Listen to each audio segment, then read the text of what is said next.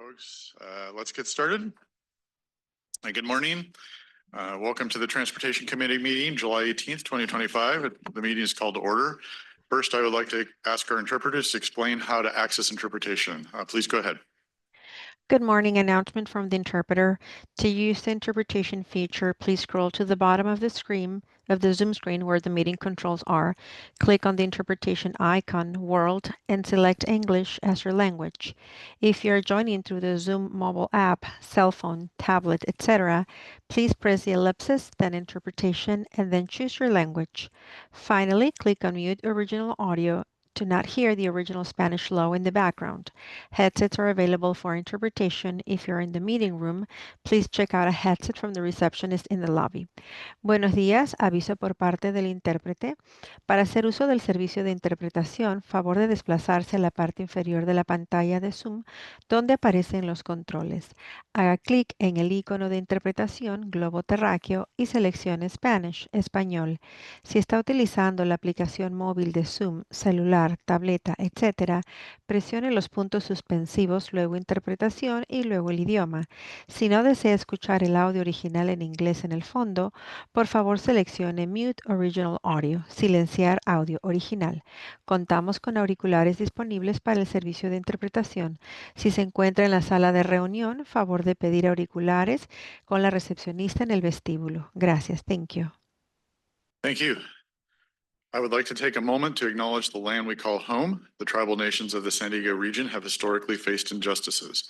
We acknowledge the harmony that existed between the land, nature, and its original peoples, who have since endured displacement, persecution, and systemic oppression. We pay our respect to the unceded territory and homelands of the 18 tribal nations in our region, the most in any county in the United States, from 4 cultural groups, the Kumeyaw-Digueño, the Loseño, the Copueño, and the Cahuilla. This land has nourished, healed, and protected and embraced them for many generations in a relationship of balance and harmony. As members of the SANDAG community, we acknowledge this legacy. We aspire to learn from the indigenous traditional knowledge and experiences in undoing the injustices of the past. Now, if you please join me in the pledge.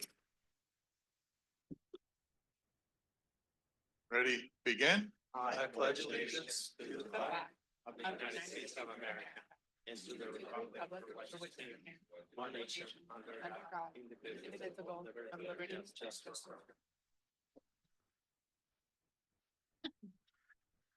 Francesca, could you please confirm a quorum? Thank you, Chair. We do have a quorum this morning with the San Diego County Regional Airport Authority, East County, and the Port of San Diego absent. Thank you. I just want to give a little bit of overview. I'm going to mix things up a little bit today. The primary big topic for today is the draft regional plan. And in order to be able to spend as much time as we can on that, I'm going to make sure we get through the critical business things first. So my intention is to move item 5 up to right after consent, so we can get that out of the way, as that is something that we have to get done today. I also will be adjusting time accordingly so we can have as much time to speak, hopefully, on the regional plan item as we can for each member of the public. With that, we're going to start with non-agenda public comments, the member comments, and staff up or executive director update. I will move to the end of the meeting, but we'll start with non-agenda public comments. I've asked for these to be limited to 1.5 minutes, 90 seconds. Please call the first speaker, Francesca. Thank you. We have a total of 3 speakers on this item. First will be Purita Javier, followed by Cesar Javier. 1.5 minutes. Yeah. Good morning. We'll say good morning. You say good morning. Here. Okay. Good morning. To whom it may concern. My patient, Purita Javier, requests my documentation and in regards to the possible health effects related to air quality around her home.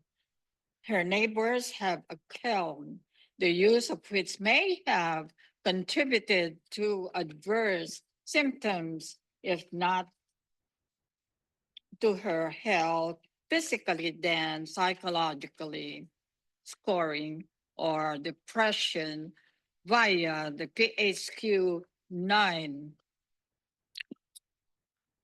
questionnaire is 16, which is moderately severe, is scoring for anxiety by the GAD-7. Questionnaire is 16 in the moderate anxiety range.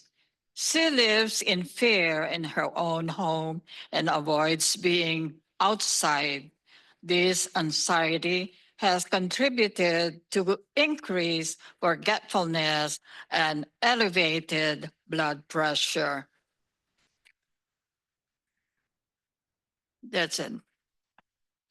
Thank you. Our next speaker will be Cesar Javier, followed by Alex. Thank you, Wong. SANDAG CEO Mario. I am Cesar.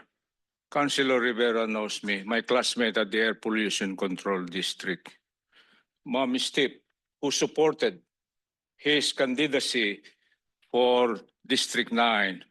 They won the election. I question why. Mommy Steve, thank you for coming. Please tell them the solution you gave victims of toxicity. Your Please air purifier. speak into the mic so we can hear. My voice is louder than the microphone. The people online need to hear, but I appreciate that. Yes, sir. I was a substitute teacher. That's why this is a purposive one, sir. By repetition. Mom, Steve? Go to the podium. Go over to the podium. That's what the podium's for. Yes, ma'am. Put the equipment down. This is my government. This is my government. And I have my right to say my government is failing. Councilor Riqueva, Lacaba, sorry, Councilor Rivera, my classmate. Come on. The only way to solve this is step down and let the capable person to be member of the governing board and to be the councilor of our community.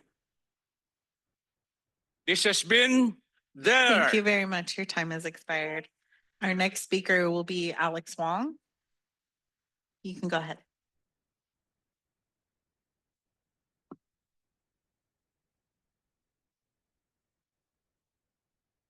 Alex Wong online, you're self-muted at the moment.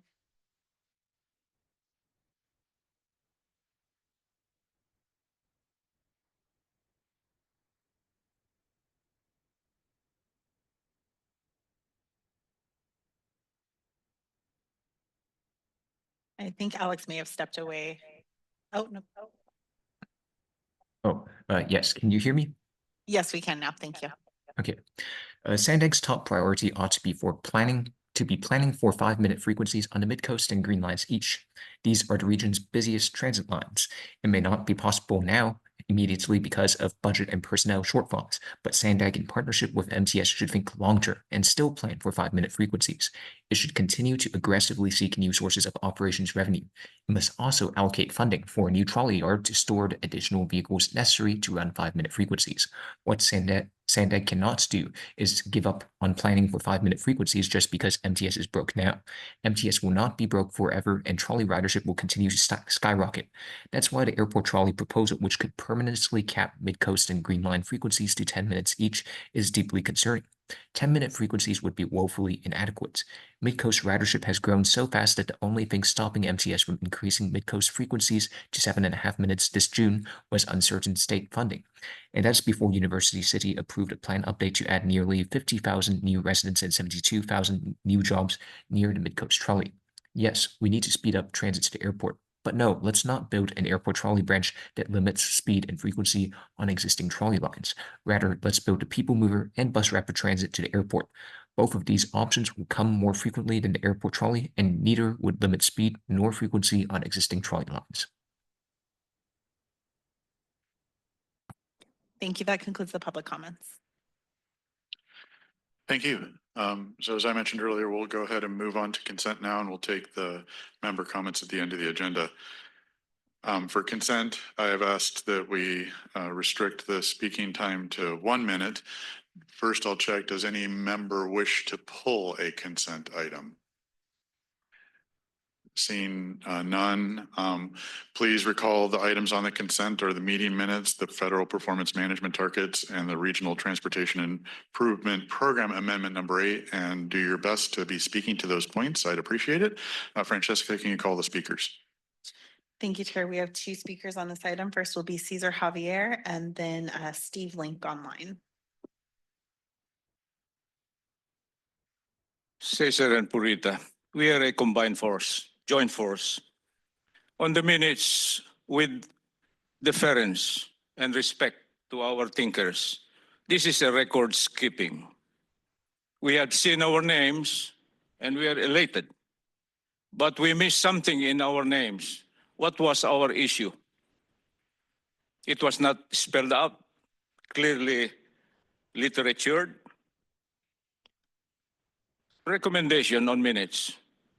Sir, Madam, plural, may we have heavy public participation.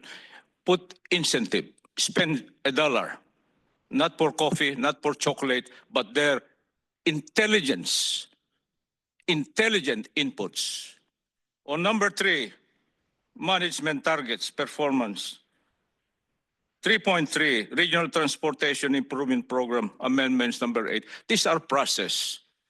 These have been shaped and crafted Thank you 30 very years much. ago. Your time has expired. Our next speaker will be Steve Link. You can go ahead. Hello, can you hear me? We can. Thank you. My name is Steve Linky. I'm former Carlsbad Traffic Commissioner. I was here for the regional plan, but I noted in consent item 3.3 that $50 million is being removed from the I-5 State Route 78 connector project because the funding was not approved by the California Transportation Commission. And I just was curious about an explanation for this seemingly substantial removal of funding. Is this just a confusing administrative thing, or could it have bad consequences like further delaying the project? It seems crazy that this interchange of 2 major freeways in San Diego County still has a traffic signal regulating one of its legs, resulting in a mile-long stretch of vehicles idling and creeping along and spewing their GHGs and other pollution, and leading drivers to be rerouted onto Carlsbad's surface streets, congesting them and reducing safety for bicyclists and other users. This long overdue project has been languishing for a decade or more. When will it be completed? Thank you. Thank you. That concludes the public comments on consent. Thank you. Member comments? Otherwise, Susan, are you able to address the comment from the public speaker? It'd be useful to put that on the record if we could. Okay, Michelle, thank you. Hi, good morning. Michelle Smith, Manager of Financial Programming here at SANDAG. So we did remove the $50 million from that project because as part of the 2024 STIP, the state did assess how much is available for the entire state. And that money was pushed out to FY 2029 because it wasn't needed until then. So the state determined there was not enough capacity to currently fund that $50 million for 2029. However, the CTC staff did recommend that we come back as part of the 2026 STIP and propose that project again. So it's more of an administrative issue. We put it in there in case the CTC did approve it. We could have it ready to go. However, they did not. So we did have to remove it because we cannot program funds on the RTIP that are not approved. Thanks. And so just to be very short, this shouldn't cause a schedule delay right now, correct? Correct. Okay, thank you for that answer.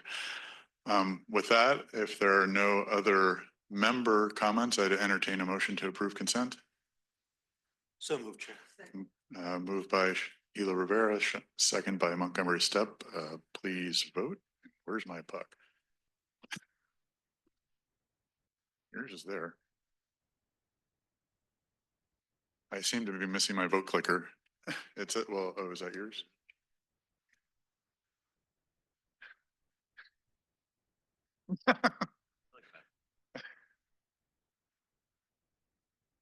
I can do my vote orally if necessary.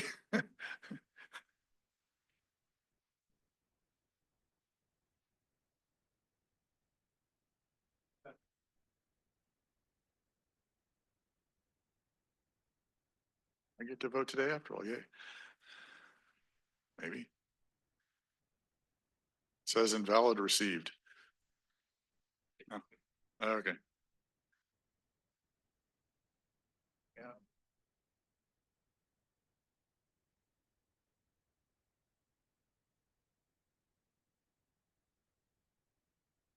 That motion passes unanimously with those members present. Thank you. And just for the record, I'd like to note that during the last agenda item, we did get joined by East County. So welcome and thank you for coming. Appreciate it.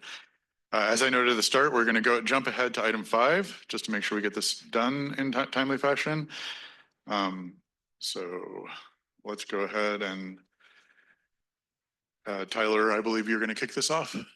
Thank you.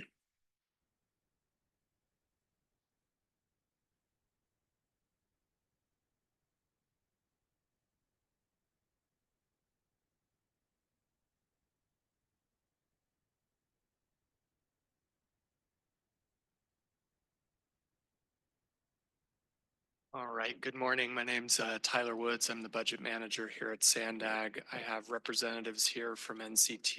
Oh, can you hear me now? Good morning, Tyler Woods. I'm the budget manager here at SANDAG. We have representatives here from NCTD and MTS to present their respective FY26 operating budgets.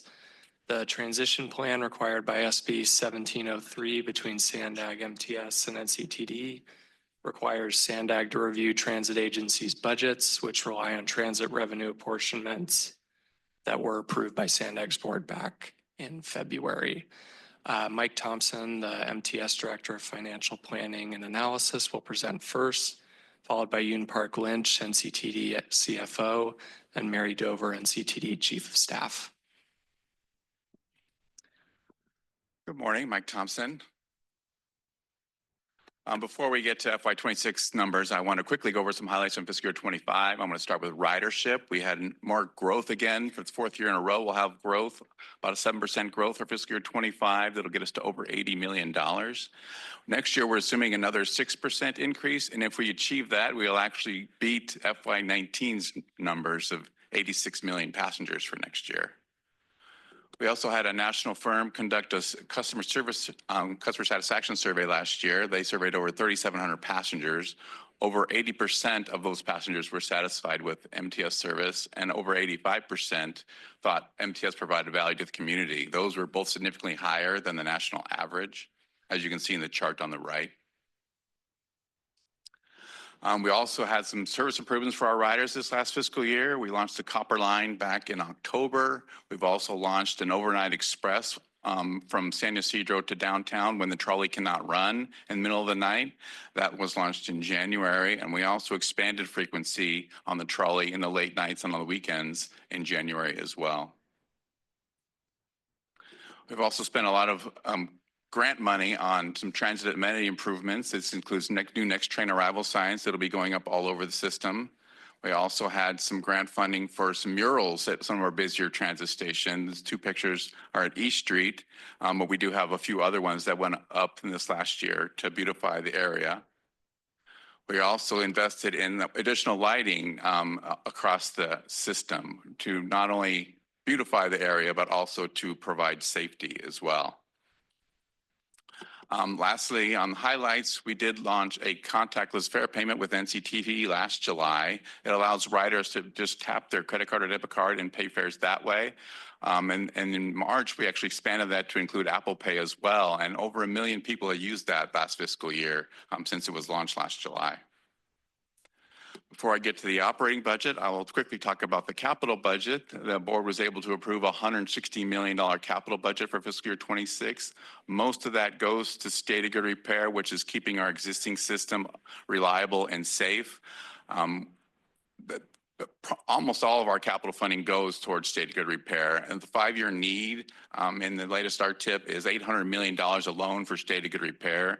We also have another $500 million need for other initiatives, including our compliance with the state's zero emission mandates.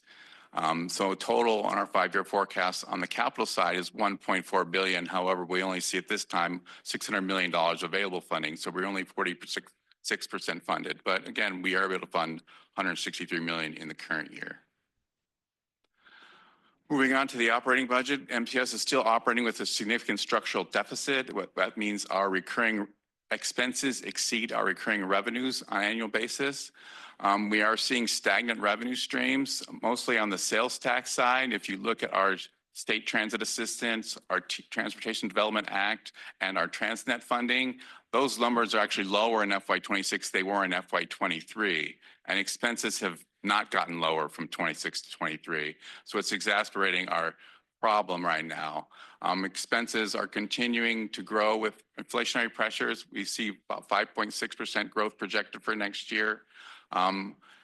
We are using one-time funding to balance our budget right now. We have some additional funding from the federal government. It's our last of our stimulus funding that we got with COVID funds. We also got some additional funding from the state through Senate Bill 125 that we are using to balance our budget. We also shifted $25 million from capital in the current year to balance our operating budget as well. So this next slide looks at the numbers, and you can see operating revenues are growing primarily due to passenger revenue growth, passenger fare revenue growth. Non-operating revenues that are recurring are fairly flat year over year, leading to overall flat revenues. And expenses are increasing by about $25 million, again, 5.6%. Most of that is in wages, whether MTS direct wages in the personnel line or with our contracted service wages and the purchase transportation line. We're also projecting increases next year in energy as we had a very favorable year on natural gas prices, which led to favorable both natural gas commodity itself and electricity prices. That will be projected to go away next year a little bit, leading to increased prices there. Other area where we're seeing increases is insurance premiums. They go up dramatically every year. That's part of that other expense line that's growing by $3.6 million. We also see additional material supply expenses forecasted for next year. Well, that's how we get to the $25 million increase in expenses.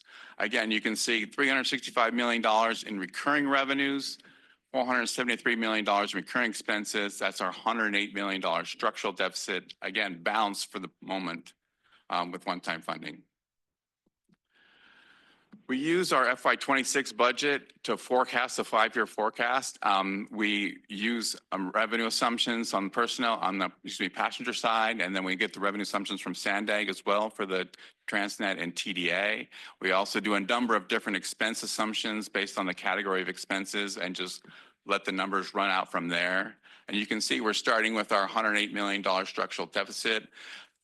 Expenses are continuing to grow faster than revenues in these projections. So the actual structural deficit is getting a little bit worse each year.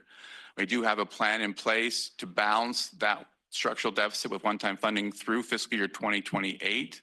At today's service levels, with no changes to service levels or anything like that, using our stimulus funding and Senate Bill 125, as well as some money from capital to balance that budget for the next 3 years. But after that, we do have to right size somehow and balance our recurring revenue streams and our recurring expense streams. So addressing the fiscal cliff is a major topic at our agency. Again, the board approved some short-term recommendations in February. That includes taking money from capital. It also includes slowing down our transition to zero-emission buses. There's a lot of infrastructure improvements that need to be done that are very expensive that we just don't have the funding for at the current time. So we sort of slowed that down as part of taking money from capital. And we are also not planning any additional service increases after those services that went in place in January. However, we are not planning on cutting any service at this point in time either. MTS is working closely with the California Transit Association on statewide transit efforts to look at additional funding sources and resources that way. We're also looking at a ballot measure potentially in 26 or 28. We're doing the initial polling and outreach currently, and then we'll continue to look at that. We continue to maximize our non-fare revenue opportunities using advertising and naming rights as much as we possibly can. We are working with SANDAG in North County on a passenger fare study. The adult monthly pass has been $72 since 2009, which is almost when I started. So that's something that needs to be looked at as well. And then we're also conducting a comprehensive operational analysis, or COA. That is where you look at the travel patterns of everyone now versus what was in place 5 years ago, compared to what service we have on the street now, and look for ways to optimize that and maximize the value for all of our riders. And that's underway. That will be used hopefully for adding service if we get some additional funding, but also would be used to reduce service levels without a major impact to our riders. And that concludes my presentation.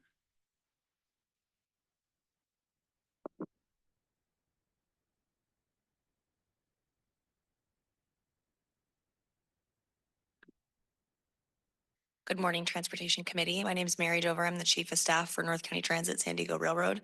And I'm here to present the overarching priorities, and then Yoon Park Lynchart's Chief Financial Officer will talk about the numbers included in our operating and capital budget. So NCTD's Board of Directors adopted the FY26 operating budget and FY26 through FY2030 capital improvement program at the board meeting that we held in June.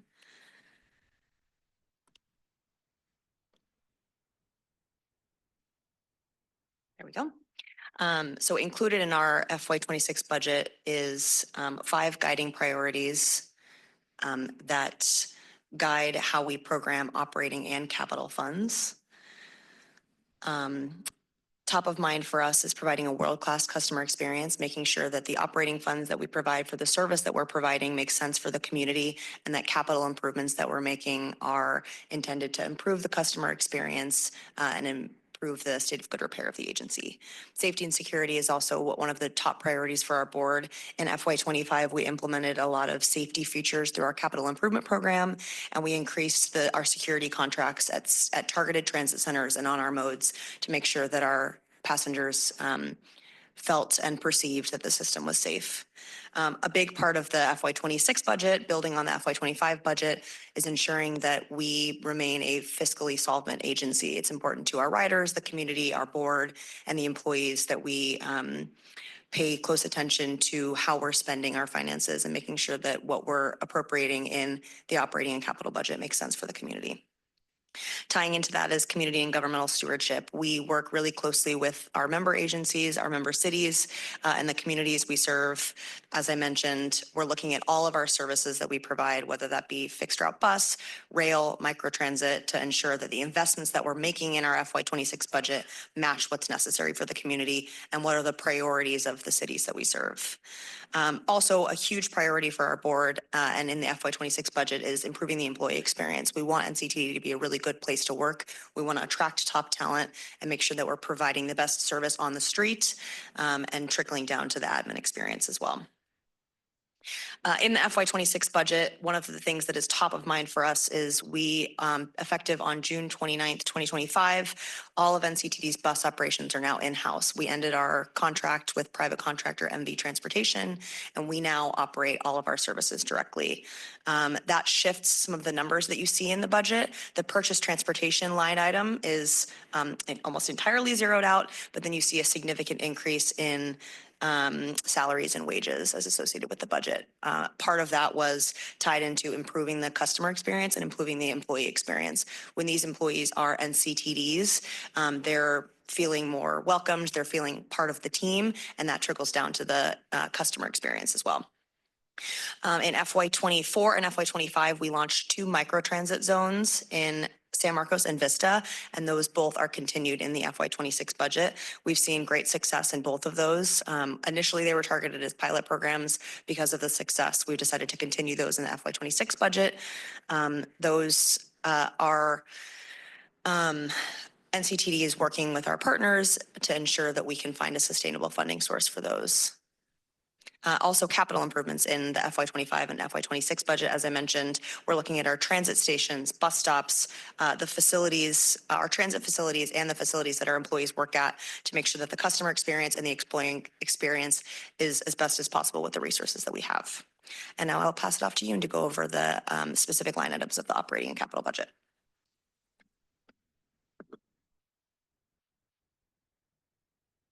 Good morning, committee members. My name is Yoon Park Lynch. I am the Chief Financial Officer for the North County Transit San Diego Railroad. North County mirrors a lot of the comments that was shared by MTS staff. We are facing the same financial challenges from the reduction in sales tax revenues and the increased costs associated with the inflation. One-time revenues, for the most part, have been exhausted. The COVID relief funding that we received back in 2020 has been spent as of last year. So we were able to achieve the balanced budget for fiscal year 2026 with one-time funding that we received mostly from the state through SB 125 that supplements some of our maintenance costs that we're purely using TDA funding. Our board policy requires that we achieve a balanced operating budget, so we were able to do so. But as you can see in this table, we had reductions from the budget from last year. So effectively, compared to our budget from fiscal year 2025, we have reduced our expenses for fiscal year 2026 by about $9 million. We were able to do that through leveraging some of our existing contracts. Now the bus transition has been insourced, so we were able to get some reduction from the contractors. We're also able to eliminate some of the positions that have remained vacant for a long period of time. With that said, this budget also reflects the insourcing of bus operations. As you can see by line item, our salaries and benefits have increased, but it has been offset by a reduction in our purchase transportation. Effective on January 29th, NCDD is the directly operator of both bus and rail services.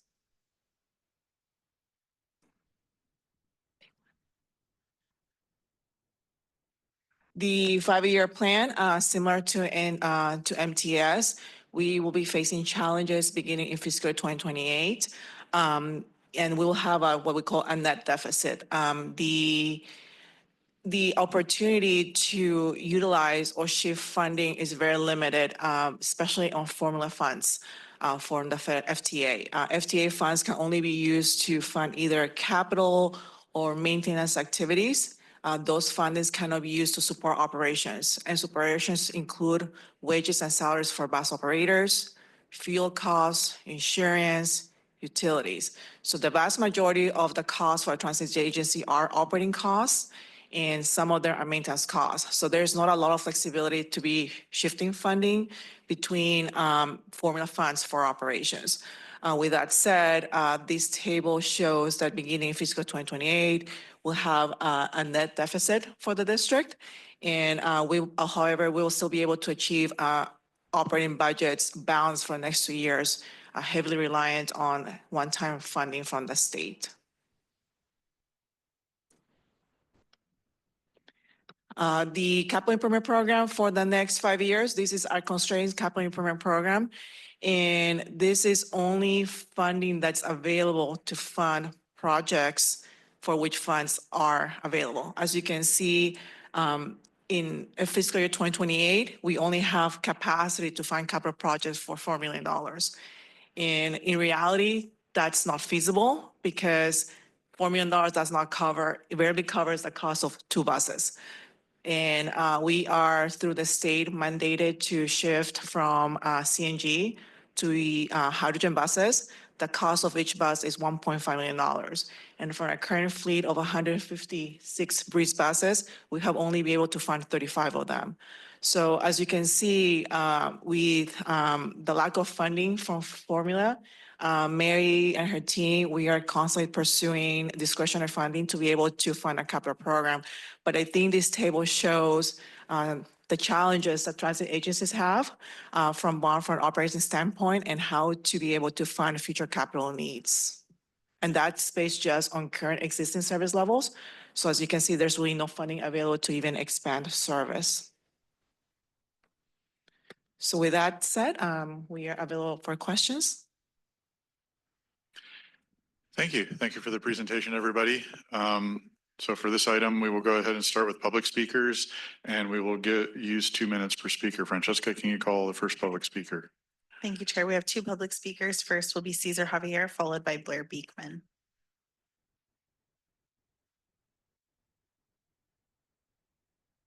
Cesar and Purita Javier, thank you, SANDAG. This is a process, and surely it is crafted, designed based on the back azimuth or historical lessons.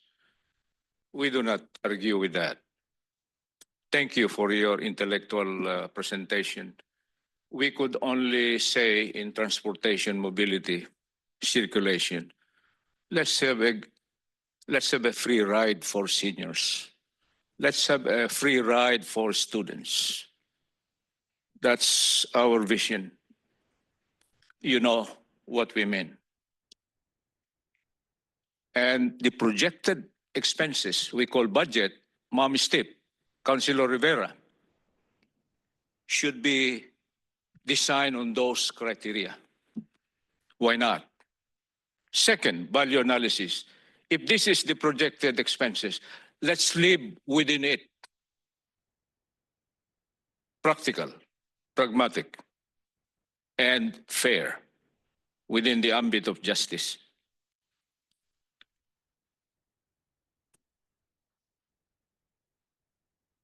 Through SANDAG's meeting attendance, we were reminded to study.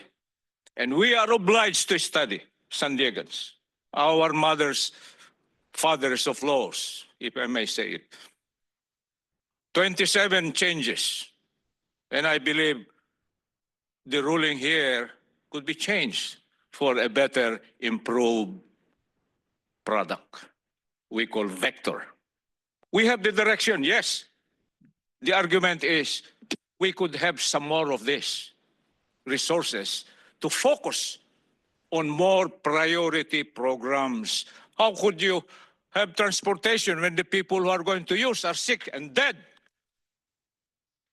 Thank you very much. Your time has expired. Our next speaker will be Blair Beekman. You can go ahead.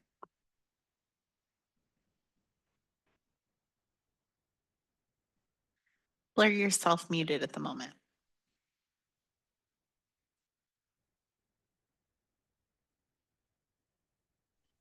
Can you hear me now? Yes, we can. Awesome, great. I just got a new phone, so it just allowed me to work, thankfully. Hi, everyone. Blair Beekman. I'm tired. It's middle of July. There's been a lot of work in the city of San Diego. There's a lot of tiredness over working the ICE issues. We're making progress. Thank you to everyone, and that we can end violence. It's an important concept for this summer. We don't have more violence. Good luck in our efforts. With that all said, for this item, interestingly, you were talking about budget issues. That SANDAG has got some major budget issues coming up. Mario presented this a few weeks ago, and we're starting to address it now more, it sounds like here. Thank you that you're taking, we have a few years to prepare. What San Diego, the city had to go through with its budgets this year, we could have been more prepared. We were warned, and we didn't, we're that frog in the boiling water thing. And now the boiling water is here, and we've tried to make some decisions. We have a few years at SANDAG to really work on stuff. Good luck how that can work. And that you don't have to necessarily be raising fares all that much to do the work. I think that's what will be an important key. That can be minimal fare raising to do these things. That takes creativity. Good luck in those efforts. Interestingly, Bay Area cities, their transportation agencies are going to be going through the same concerns by 2027 or so, 2028, with their budget things. So it is a California thing that's going on, it sounds like. And boy, I hope we really line it up and do it well and make it a really safe transition to the next level of our lives and human development, basically, as a society by 2027, 28. Thanks a lot. Good luck in your efforts. Thank you. That concludes the public comments.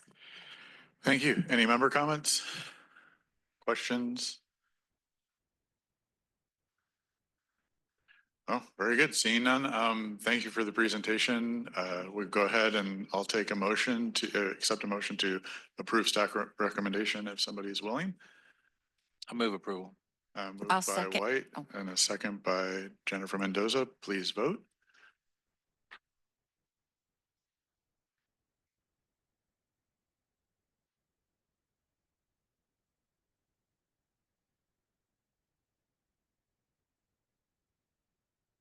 That motion passes unanimously with those members present. Thank you. With that, we will now move on to the public hearing. This is the time and place set for the public hearing on the draft 2025 regional plan. The staff presentation will be heard first, and then we'll move to public comment as usual. So we will go ahead, and I believe that it's Tweri that will be presenting this for us. Yes, good morning. Oh, Hey. and one more comment is if you are online, please raise your hand during the presentation if you want to speak, just so you have an idea of how many speakers we have. Thanks. Okay. Thank you and good morning, Chair and committee members. As it was said, my name is Tueri Fa'aola, and I'm the Deputy Director for Sustainable Communities. And our team has been working hard over the last several years to bring and put forward the draft 2025 Regional Plan, which was released on May 23rd for public comments. Last time we came before this committee was actually in February of this year. It was a joint meeting with the Regional Planning Committee as well as Borders and Transportation. And the team talked about and presented the draft network, the policies, the costs for the plan, as well as some of the performance of it. For today's item, this is the public hearing. This is the first of two. The second one will be held later this year with our Board of Directors. But for today's presentation, I'm just going to give a brief reminder of what the transportation network is and go over a summary of some of the comments we've received and just explain our next steps. So all of the lines that you see here, and I don't expect you to understand them all, but this is our draft 2025 regional plan. We put together a program of projects that are expected to be open between now and 2035 and 2036 to 2050.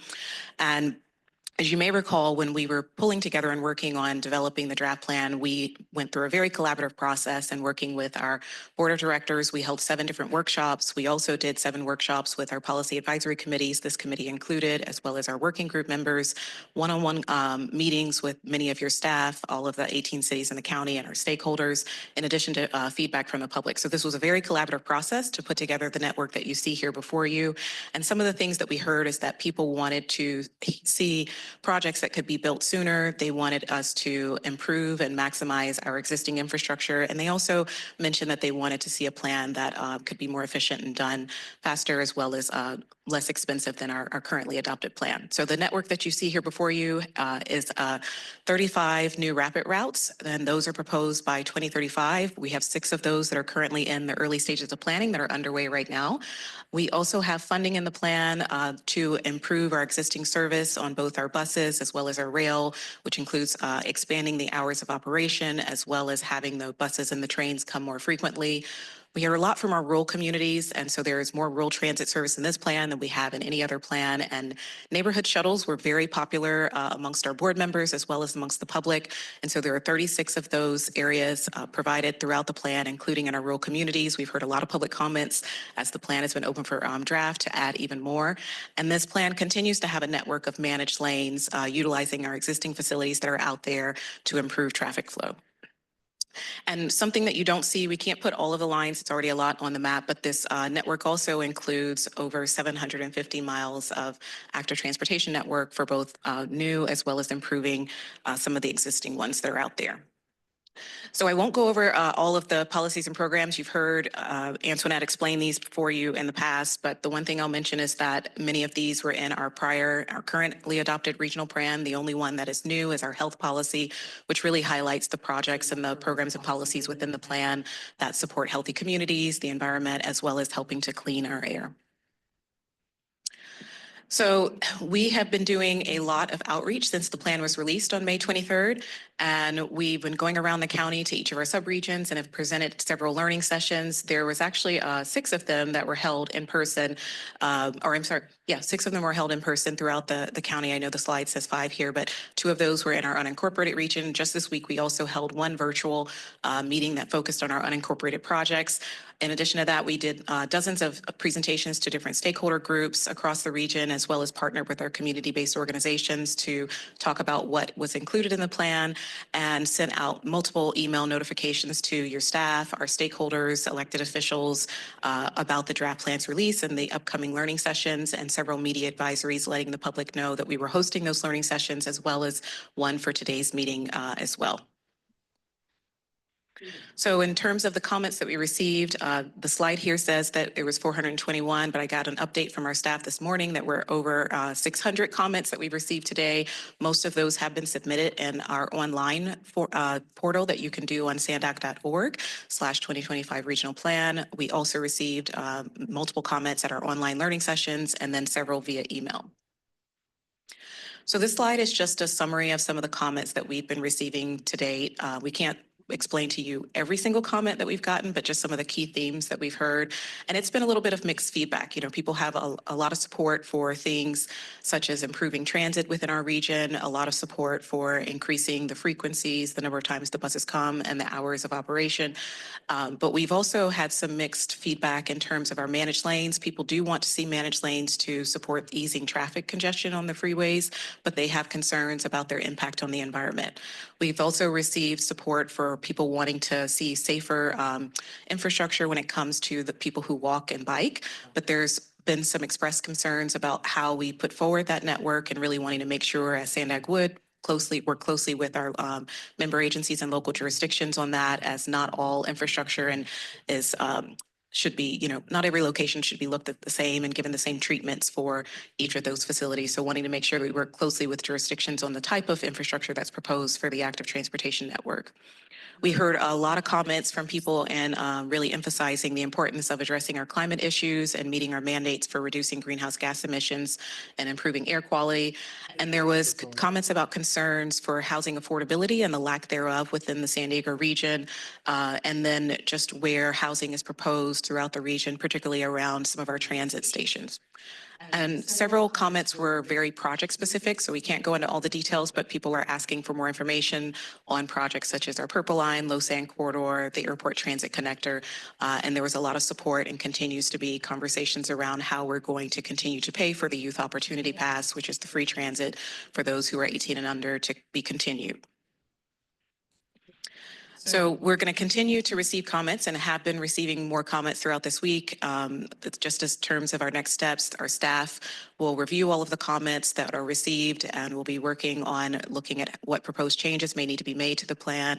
We'll bring an update of a summary of those comments to this committee, as well as our other policy advisory committees and the board later this fall. This summer, though, our draft environmental impact report will be released, and it'll have its own 45-day public comment period, and they will review all comments and provide responses. All of the comments that we receive will be included as part of our final plan that we'll bring back to the board of directors this December, where we'll ask them for approval and adoption of that. And with that, that concludes my presentation. Thank you.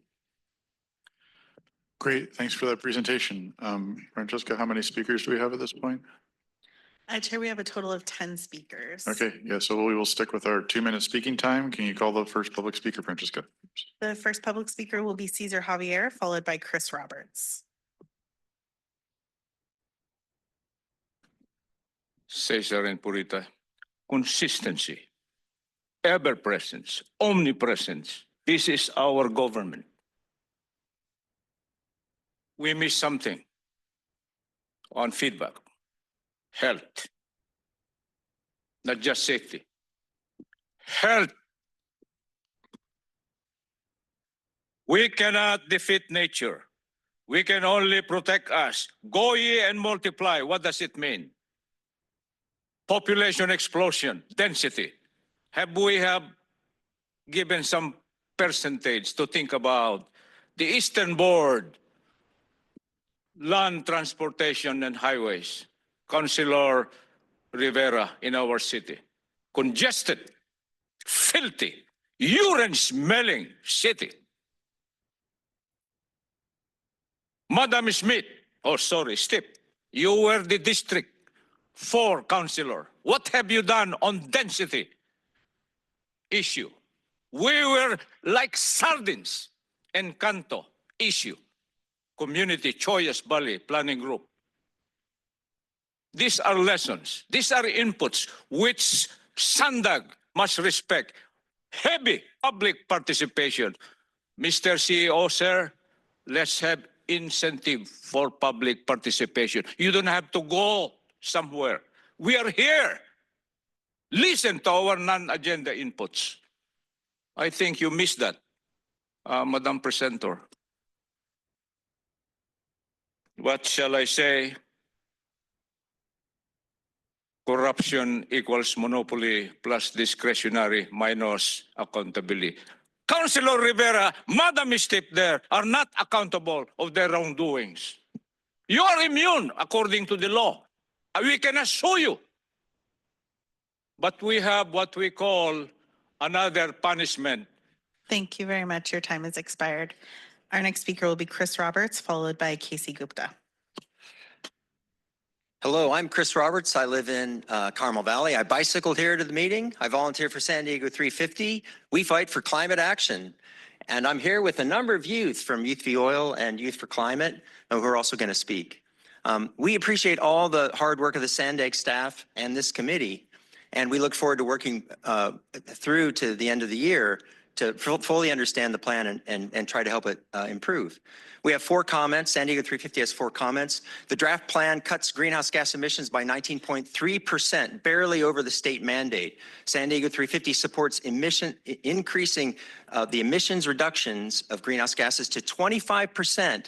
This is because of the ever increasing global temperatures that will continue to go on through the century, and you're letting down future generations if you don't more aggressively cut greenhouse gas emissions. Second, the Youth Opportunity Pass program is essential, and a permanent funding source must be identified immediately before the program sunsets. San Diego 350 also opposes highway expansions. There are 4 big projects in the plan that proposed that are going to widen 6- and 8-lane freeways to add managed lanes. Rather, convert existing lanes to managed lanes. Widening already very wide highways will not cut greenhouse gas emissions. Finally, SANDAG should use the weighted vote for approval of the 2025 regional plan. The 1.4 million residents of San Diego deserve an equal voice. Thank you, SANDAG and this committee, for all your hard work. Thank you. Our next speaker will be Casey Gupta, followed by Karina Godwin.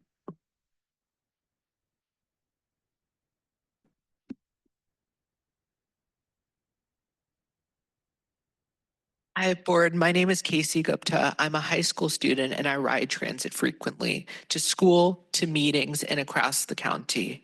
I'm here because San Diego's transit system is failing the people who rely on it. And every time this committee meets and talks about regional priorities without centering transit, the situation gets worse. Chair Zito, I know Solana Beach was one of the first cities to adopt strong climate goals. And Vice Chair Ella Rivera, you've spoken many times about the need for systems that serve real people.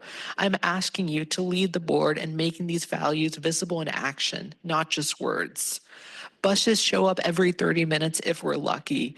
The trolley stops running before many night shift workers even finish their jobs. And there's entire neighborhoods, especially in South and East County, where it's almost impossible to live without a car. I've met students walking an hour just to get to school. I've waited in the dark for a bus that never comes. This is a climate issue, yes, but it's also about racial justice, disability access, affordability, and youth. San Diego talks about being a region of the future. You can't get there by widening freeways or managed lanes. We need high-frequency buses, better night service, safer access to stops, and investment in places people actually ride. This committee has tremendous power and has the power to shift priorities, not just in the regional plan, but every funding vote. We don't need more reports, we need action. I'm asking you to show leadership by saying clearly, transit is the backbone of our region's future. Thank you. Thank you. Our next speaker will be Karina Godwin, followed by Kaylee Tishner.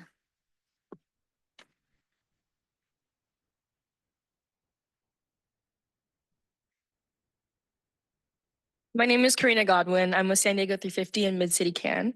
I'm here to urge SANDAG to continue pushing forward with their improvements to the quality of life for youth in San Diego. As a senior at University City High School and a resident of Claremont, I know firsthand how important accessible and reliable public transportation is. Like many teens, I participate in sports, school, and activities that support my community. My single mother works full-time, and while I'm lucky to have eventually bought a car.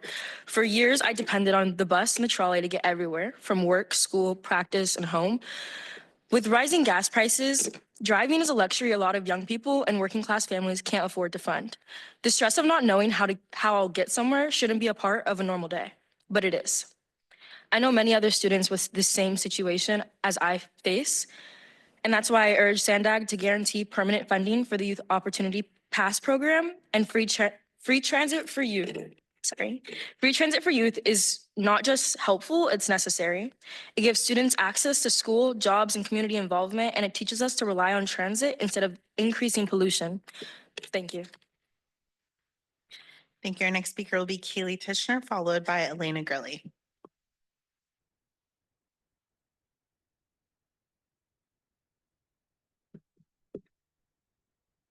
Good morning. My name is Kaylee Titchener with Youth for Climate, a youth-led climate action organization. While I'm fortunate to live within walking distance of my high school, many of my friends at University City High rely on public transportation to get to and from school every single day.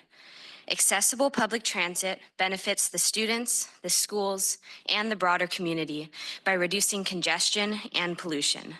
The Youth Opportunity Pass should be permanently funded to ensure equal access to free transportation, promote lifelong ridership among young people, and support our climate goals by getting more cars off the road. I urge you to be proactive in fighting the climate crisis and building a future around clean transit, not more highways, by guaranteeing funding to the Youth Opportunity Pass. Thank you for your hard work. Thank you. Our next speaker will be Elena Gurley, followed by Felix Lopez.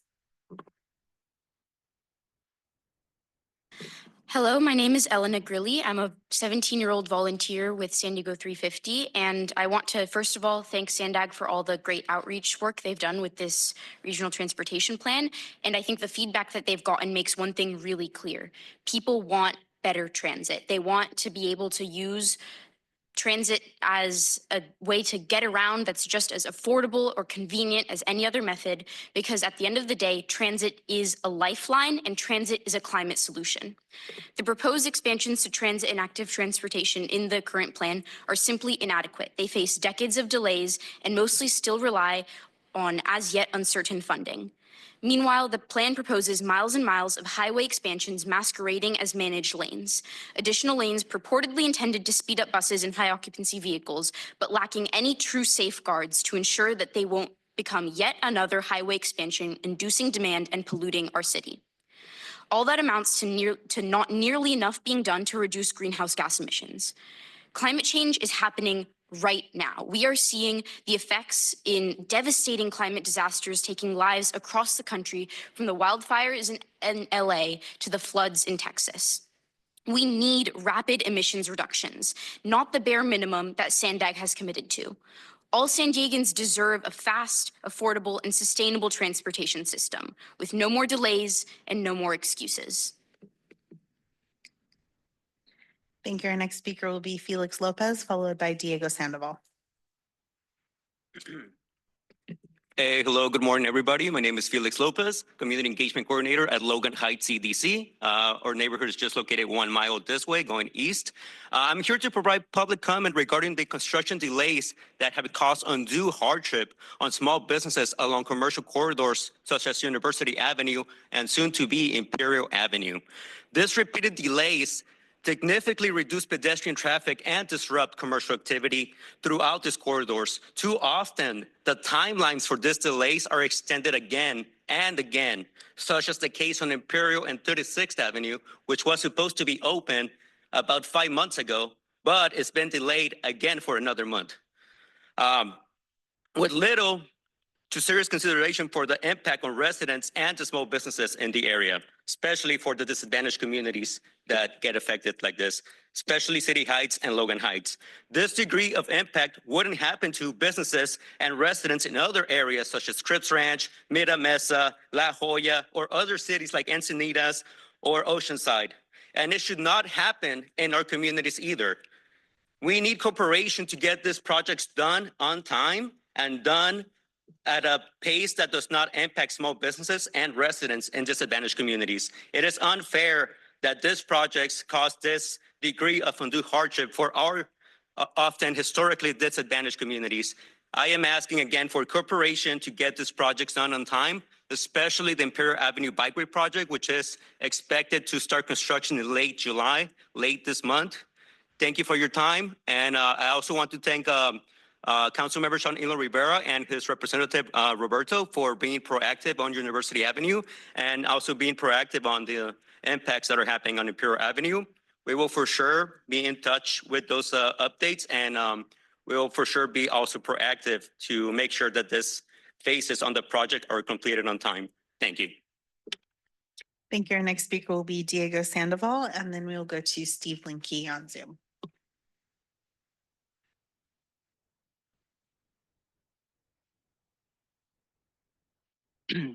Good morning, everyone. Buenos días a todos. Hi, my name is Diego Sandoval. I am a 17-year-old high schooler from the South Bay.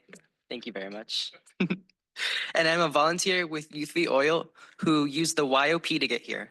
I think I speak for countless youth across San Diego when I say that the Youth Opportunity Pass has truly been a game changer for me and my family. The YOP has allowed me access to countless opportunities to further my education within our city, access my job, as well as spend my valuable dollars supporting local businesses. Were it not for the YOP, I never would have began taking public transit. There simply would be no allure. But now, being someone who takes it nearly daily, as I'm young and it's summer, I can say that you've turned me into a devoted public transit user and advocate. However, it saddens me to know that future generations might not have access to the same program that has awarded me with so much. If future and current youth aren't provided with free public transit access, it would take a toll on total youth ridership as well as local businesses where youth would otherwise be spending their money. That is why I'm asking SANDAG to become more proactive in its approach to guarantee permanent funding for the YOP program past 2026 and prioritize youth public transit ridership, not highway expansion. Every day, youth are faced with the devastating decisions made in Congress. Please understand that when you see the faces of my disappointed peers over here, this is not an us versus you issue. We are just searching for some government body to have faith in, one that truly looks out for us. Thank you, SANDAG, for all your hard work. Thank you. Our next speaker will be Steve Linke, followed by Keena Bromlett. Good morning again. Steve Linke, former Carlsbad Traffic Commissioner. One part of the plan is an insistence that cities install separated bikeways, which typically include plastic posts and sometimes wheel stops or parked cars. The Federal Highway Administration and NACDO have been marketing them as safer alternatives, but the evidence is extremely weak. Cyclists are crashing into the posts and curbs and getting doored, and the separation is making cyclists and drivers less visible to each other during turning maneuvers. North County protected bikeways, there have been at least 3 fatalities and numerous injuries, including many severe ones.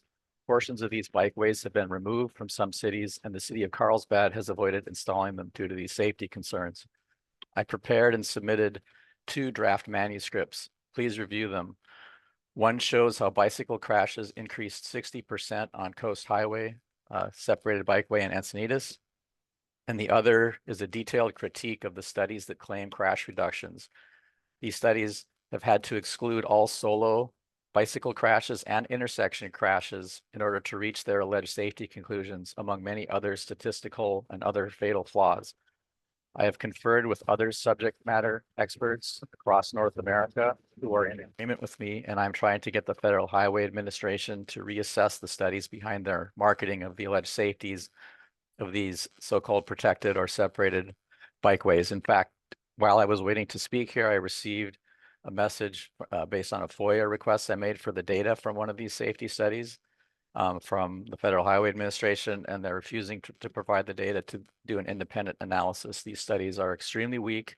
Please review my manuscripts and remove any preference or mandate for separated bikeways from the regional plan and allow local jurisdictions to carefully design the safest bicycle infrastructure for their local conditions. Thank you very much. Thank you. Our final speaker on this item will be Keena Bromlett. You can go ahead. Thank you, SANDAG, and good morning to everyone. I'd just like to say that I think SANDAG should create and further develop a system that allows San Diegans the freedom and flexibility to have multiple transit options, whether it's walking, biking, bus, trolley, or train or car. The more non-car options we give to San Diegans and folks in the county, the less stress that puts on our highways and roads and makes it so that we don't need to expand those highways, which leads me to advocate for the citizens in Carmel Valley where we aren't currently served by any transit lines. I'd love to see a bus connector that either connects us to Solana Beach Station as well as La Jolla to connect to the Blue Line, just so we have that option instead of driving to those places to access the transit network. Have a bus connector so then we can leave our cars at home and go around the county without needing a car. Thank you, and thank you for what you've done, Sandag. Thank you. That concludes the public comments. Thank you. And thanks to all the speakers. I greatly appreciate you all showing up and very nice comments. It's really good to hear the comments that you've put into the process. So board member comments or committee member comments, anybody have anything to add or that they want to say?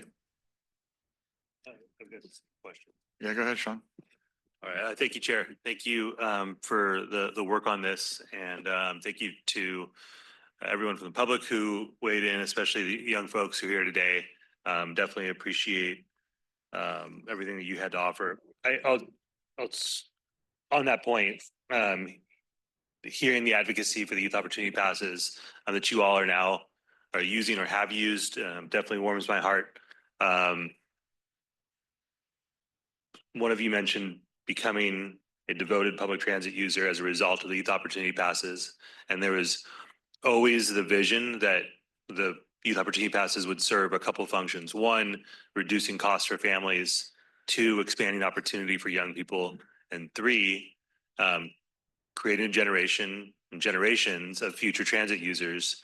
And I don't know if there's anything that I've seen kind of more successfully be the thing that the advocates said it would be than youth opportunity passes over the last few years. And that's not just for the constituents that I represent. My understanding is this is wildly popular throughout the region, whether it's North County or the South Bay. And so I fully agree that this is something that needs to be prioritized, and the public should see that we are committed to making a permanent reality here in San Diego. To that point, just a couple questions.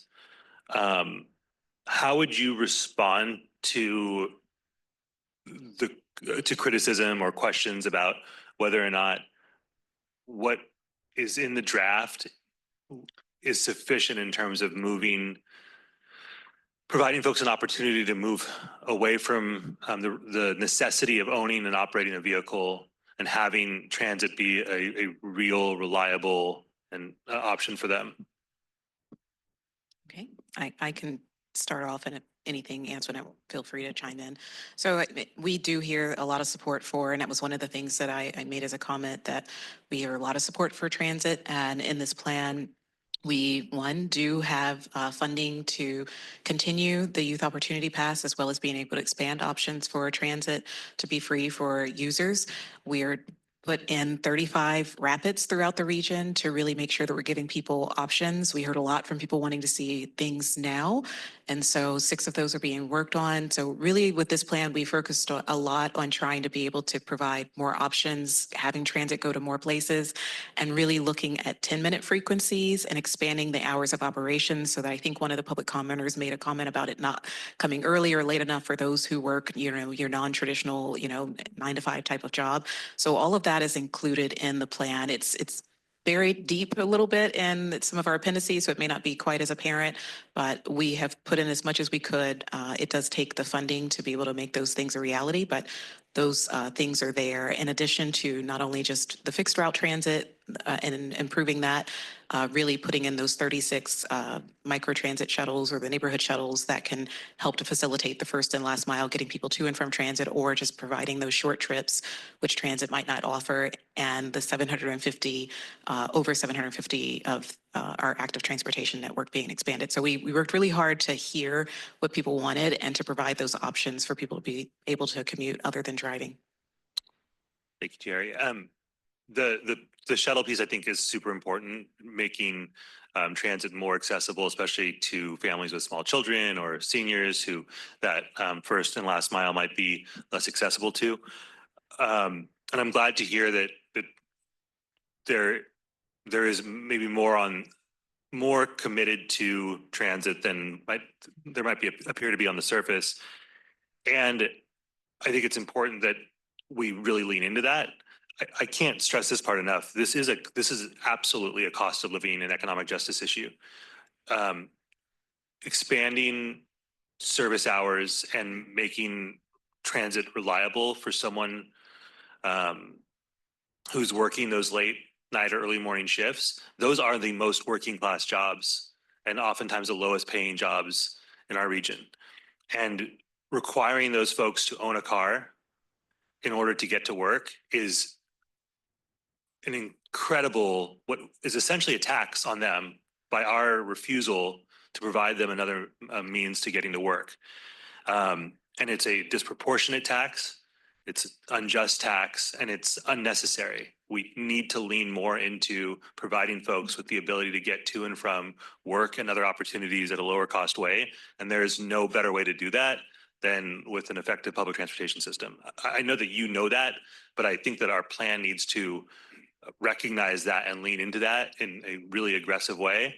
And you mentioned funding is an important piece, and for sure, and there will be, I'm sure, conversations in the future about what additional revenue looks like and how to secure that. And there are still choices to be made about how we are choosing to divide the pie.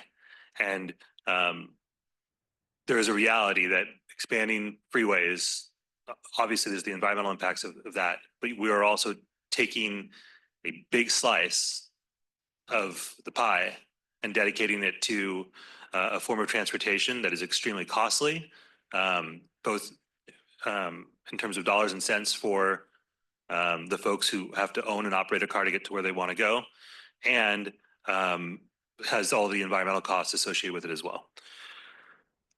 So I do hope that what comes forward at the end is one that leans heavier into public transportation, addresses the fiscal cliffs that our transit agencies are facing, and obviously lets our young people know who are developing the transit habits that we want them to have, that they do not need to plan for owning and operating a car in the future, that the system will grow with them and meet the needs that they'll have as they enter the workforce. The last question I have is with respect to the connection to the airport. Can you speak to the way in which we are or are not planning for a connection to the airport in this plan? There is an airport transit connection in the plan. It assumes a rail connection. And as you know, we're doing the alternatives analysis now, and we'll come back to the Transportation Committee and the board with the outcomes of that study later this year. Okay. And do we feel like the communication between SANDAG and MTS is in a better place than it had been in the past in terms We're of? working very closely with MTS staff on the airport transit connection. I don't think there's a day that goes by that our staff isn't in communication. Okay, glad to hear that. Thank you, Chair. Thank you. Anybody else? Yeah, Jennifer. I echo support for the Youth Opportunity Pass. I just got I raised my granddaughter, just got her off to college, and her experience and a lot of her friends is they found public transit so easy to use, especially in the Lemon Grove area, that they were delaying getting, I'm like, don't you want to get a driver's license? No, why do I need a driver's license? So, I found a lot of kids are delaying get it. It used to be a thing when I was young, like you just couldn't wait the minute you were 15 and a half to get your permit and get out there on the road and drive around. But I really see kids delaying that now. So that I fully, and Mario spoke to that yesterday at MTS, that SANDAG is going to continue to support the Youth Opportunity Pass, and I fully support that. And then I just want to talk about one of the goals was complete network of managed lanes to improve traffic flow. And I've complained about this before, but it's my feeling is as much as possible, we should only be converting existing lanes. I would like to see our goal to not, to only add lanes where absolutely necessary. And in other cities, I've seen where HOV lanes are, they're timed. So during non-high traffic times, people can use the HOV lane. And yet there's no place in San Diego where you can do that. If it's a managed lane or an HOV lane, there's no time of day that you can open that up. And I'd like to see us start to plan for that. And it costs very little for an HOV lane, especially if it's an existing lane.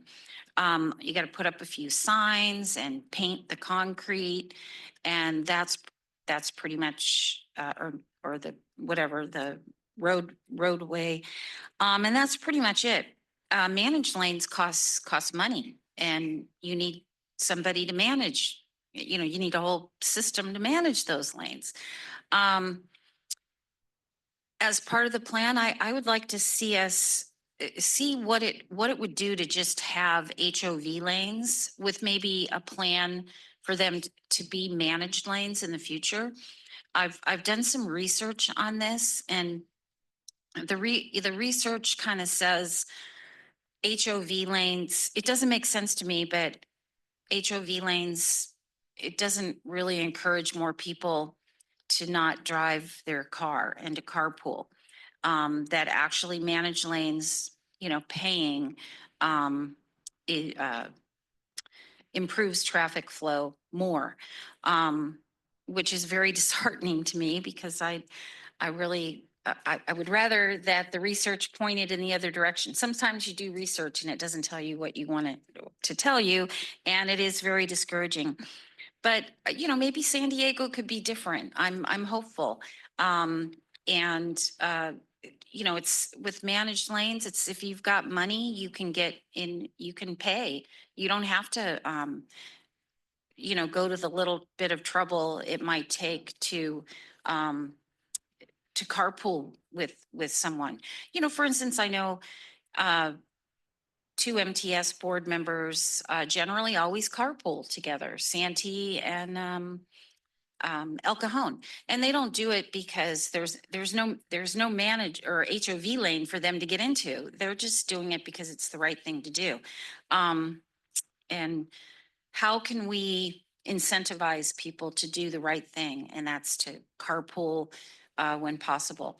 And I have gone to the effort to carpool. I hate driving to North County, sorry, because the traffic is horrible, on the 15 or the 805. Anytime you head north at the wrong time of day, it's just a nightmare.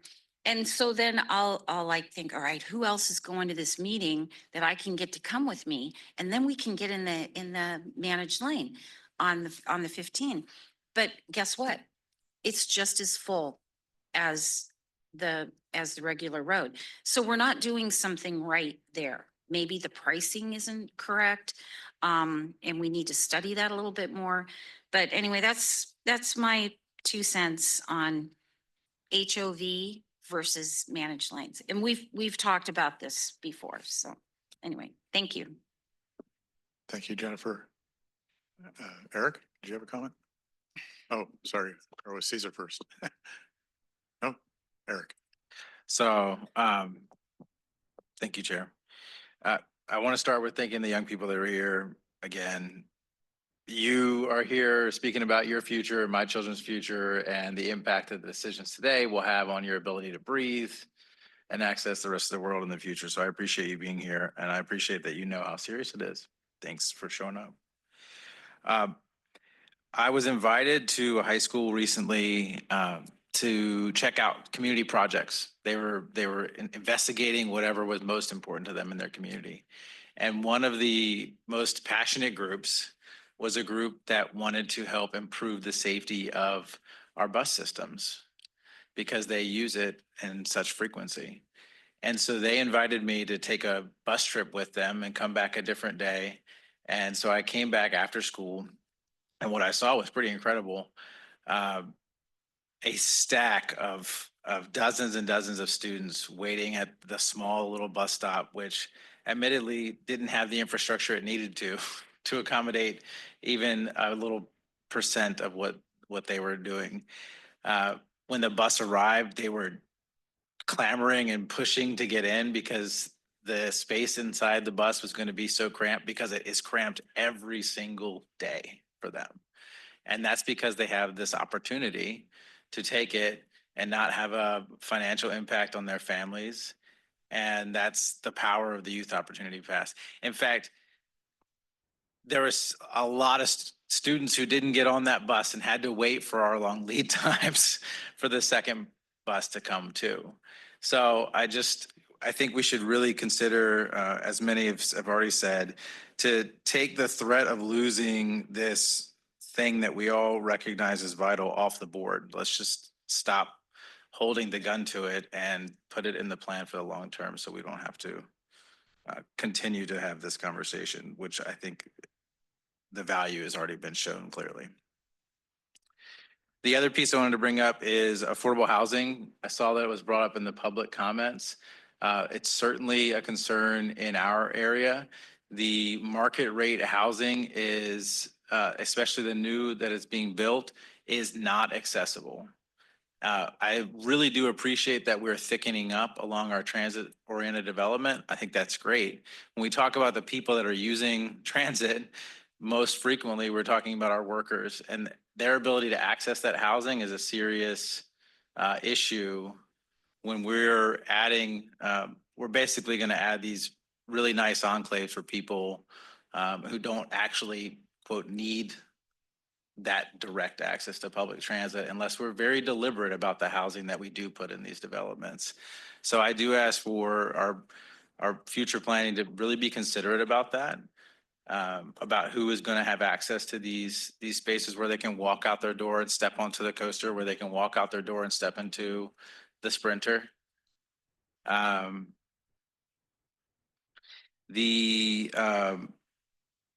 other one I wanted to bring up was the double tracking and how critical that is to NCTD's future planning and our connections in the North County.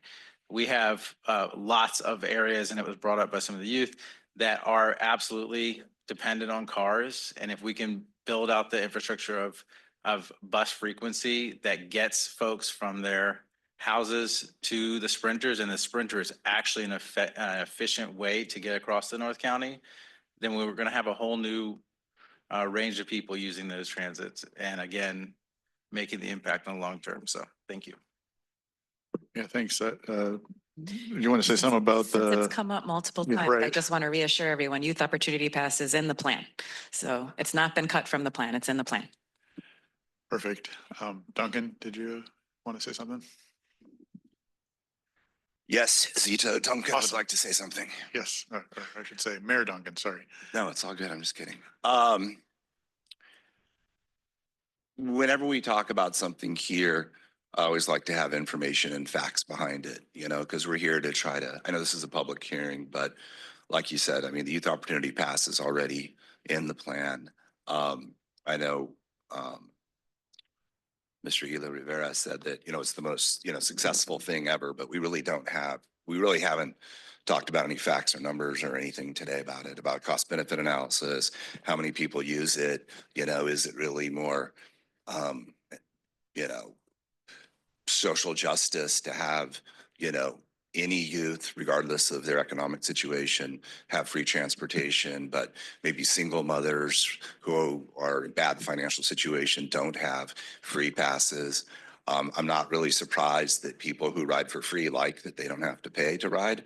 I mean, I think any group we gave that to would say the same thing. If we said, hey, all elderly people get to ride all transportation for free, I imagine we could find 5 elderly people to come in and say, thank you for letting me ride for free. That's wonderful. I think if we had free transportation for everybody, it would be outstanding. But as we saw from the two transportation agencies, they have deficit budgets planned in the future. So we have to figure out how to pay for everything.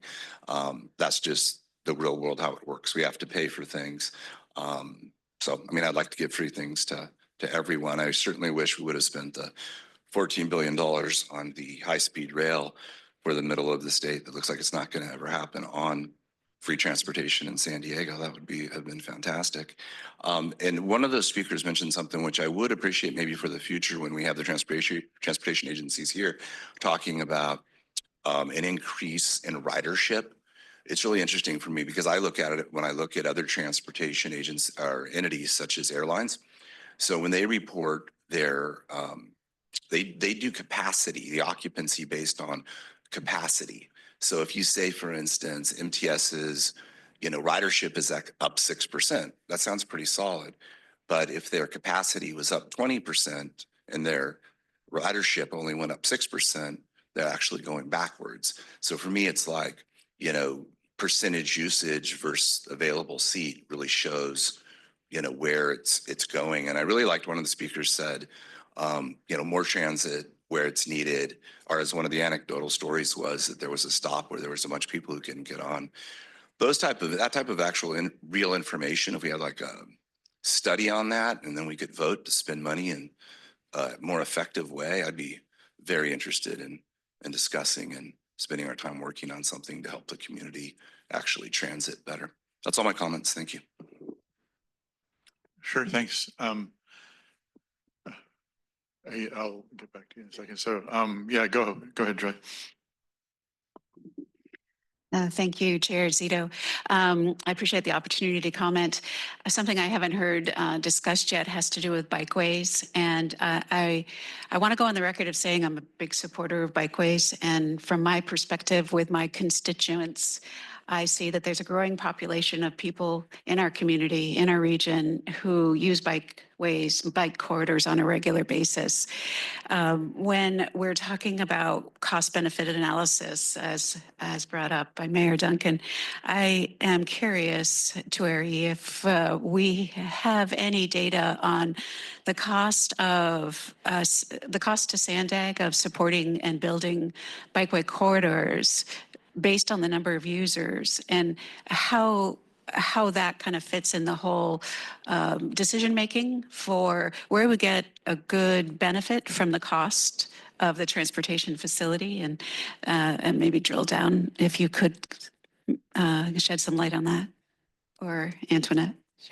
So there isn't a cost benefit analysis included as part of the plan. That's certainly something that we could do if the transportation committee, and board desired us to do a cost benefit analysis. I know we look at it for individual projects, particularly when we're applying for funding. Oftentimes it's a requirement for us to do an analysis like that. But for the system overall or specific corridors in the plan, we did not do a cost benefit analysis. Okay, thank you for that feedback.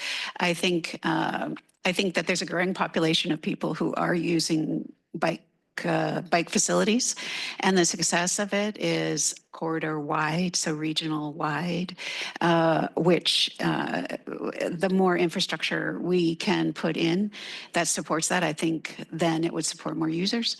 So it could be that one of the arguments to support that would be something like a cost benefit analysis. It's just seat of my pants. I'm just thinking it might demonstrate that it's one of the more affordable ways to provide for continuous and safe transportation around the region. Thank you.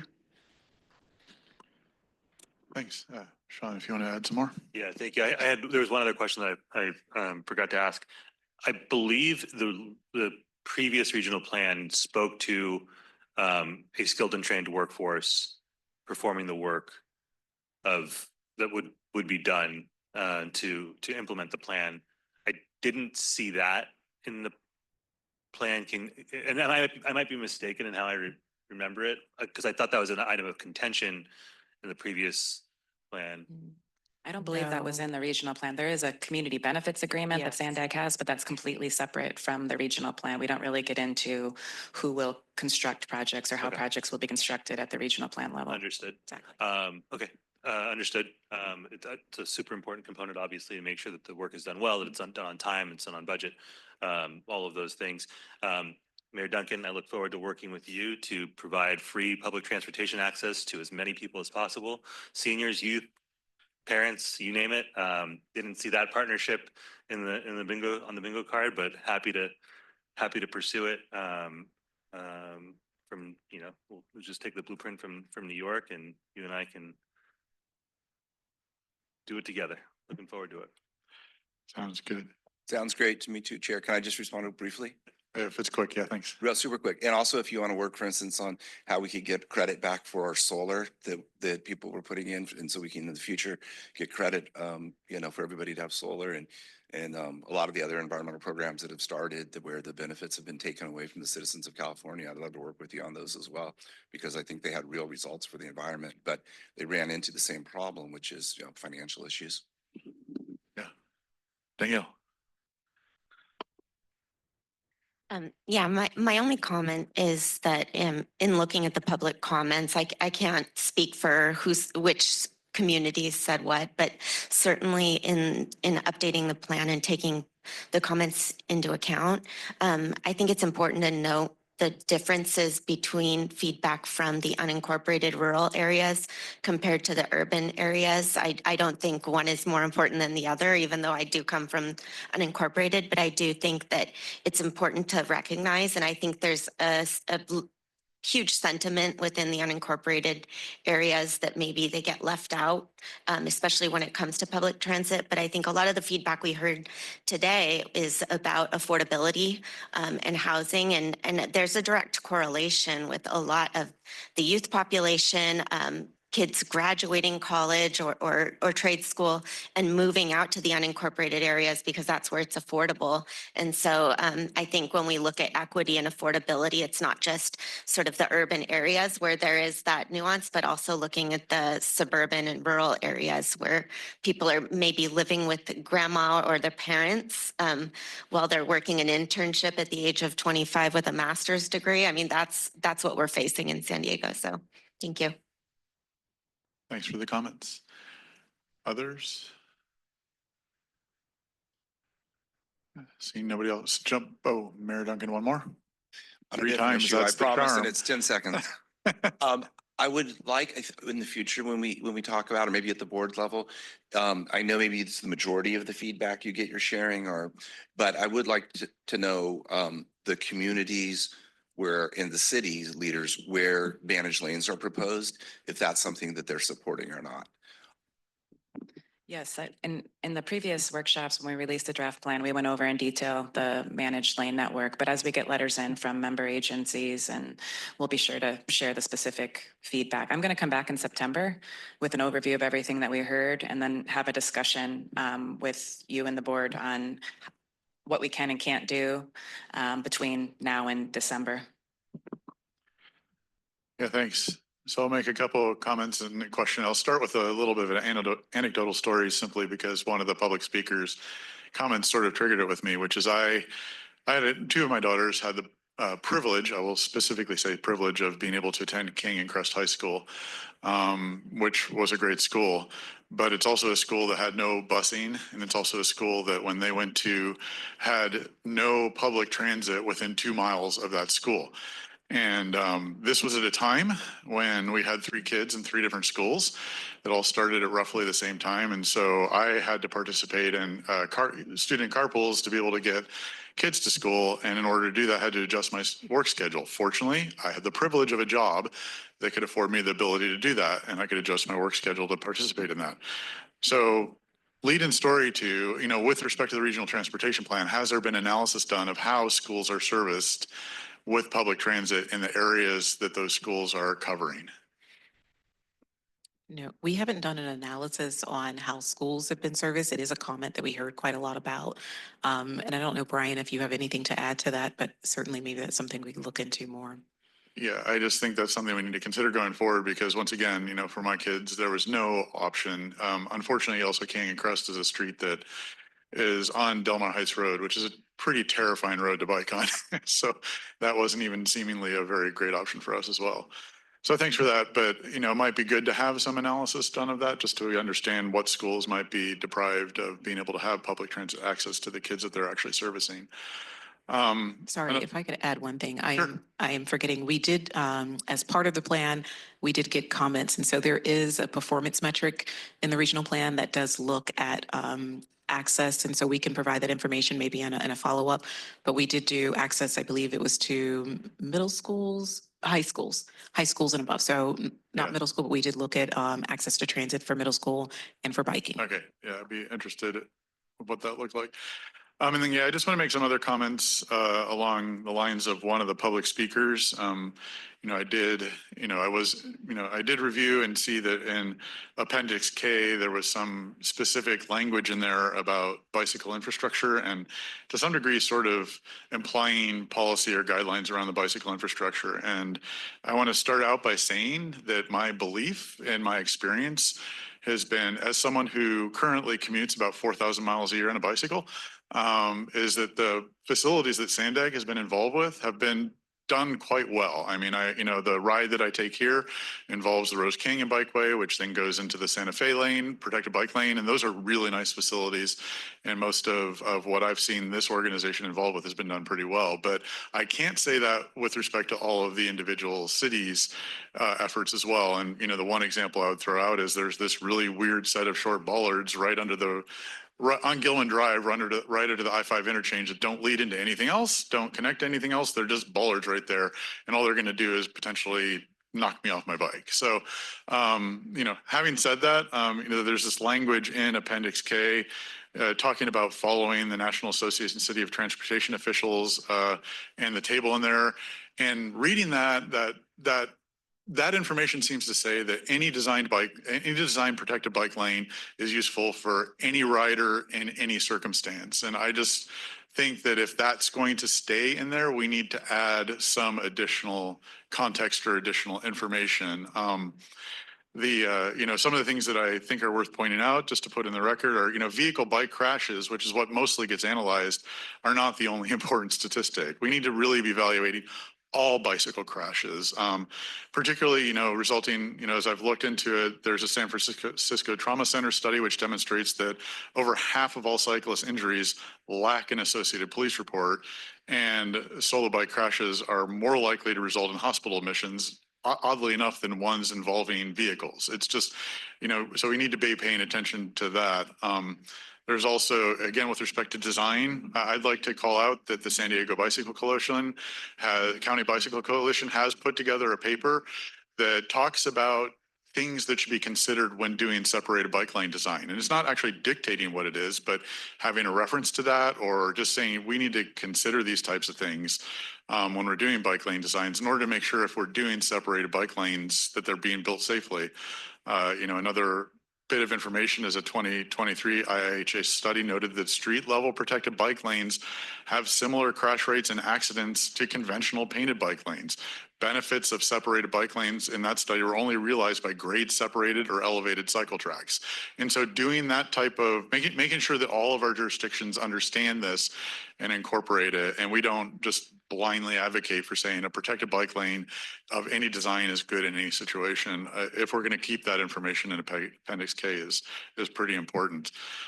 So I'd just like to put that in there. And since I'm talking about this, I did want to make a call out to NCTD because this morning I did have my day job got in the way of biking down here, which I will bike home, but I had to take the coaster down because I had to take a teleconference this morning. And just pointing out with respect to one of the things that e-bikes have done and bicycles in general is they're really a very nice last mile connection point. And the train car that I was on had 8 bicycles on it. And so, NCTD has done a good job of, shifting their infrastructure around to note that, hey, I got on the train, there was already 7 bikes there, and yet I still had a spot to put my bike so I could bike home this afternoon. So I just wanted to call that out, make that note. With that, any other comments? Seeing none, I will go ahead and close the public hearing.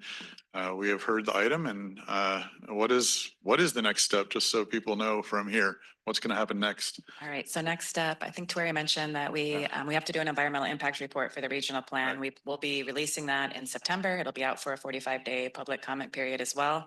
Between now and December, we're going to be taking in all of the comments. I'll come back in September. I'll share with you kind of the key comments and requests for changes that we got and information on what we think we can and can't do to continue to meet all of our requirements and our targets between draft and final. And then in December, you'll all be asked to approve the final plan. And we have to do that by the end of the year. The current plan will expire at that point. So Okay, great, thanks. And then one last thing, Tori, you did mention talking about the feedback. I believe the comment period closes today. Is that correct? Yes, Is there that a is specific time? No specific time. Okay, just by the end of the day, get your comments in. 11:59 p.m. 11:59 PM, can just get your get it in comments today. in if you have any more comments. So thanks for the presentation again. And I guess we will go ahead and move on. And Chair, I'll just, on slide 7 has, there's a next step slide. Okay. It lays out if anybody Yeah, wants to pull that. I just noticed on the last part of it, there's one little typo in the last section of that where it says late full, but okay, thanks. Perfect. Thank you again, Tori. So we will now move on to item number 6, which is the state of the commute report. And Joaquin Ortega, I believe, will be taking this.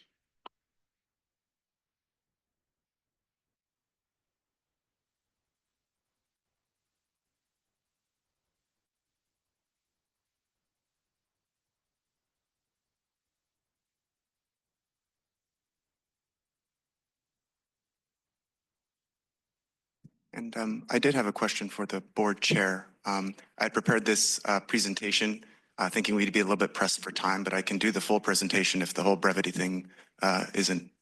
I think we have enough time to do the full presentation because it could be useful. Splendid. Thank you. Thank you. Good morning, everybody. My name is Joaquin Ortega. I am a senior researcher and modeler with SANDAG in the Performance Management and Applied Research Group here at SANDAG. I'm here to present the 2024 State of the Commute Report to you all for information. And today we're going to go over a summary of the state of the commute, along with some background and history of the state of the commute, past performance recommendations that have been made to the performance management team here at SANDAG through audits, some new items that have come into the state of the commute over the years, and we'll have a very brief dashboard presentation that will cover some comments that were mentioned in the previous agenda item today. There are shades of that in our dashboard today.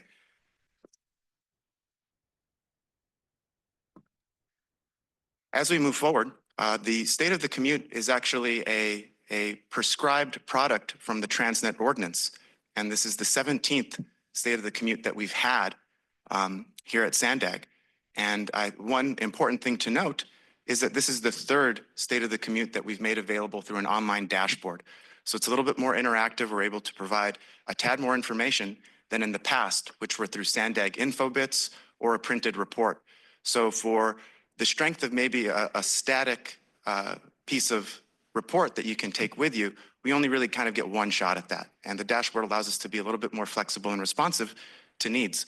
And I think one of those big needs is in recent years, the concept of vehicle miles traveled or VMT has come up a lot. And that wasn't in the original transit ordinance. So we're trying to incorporate a little bit more data along with a lot more moving forward.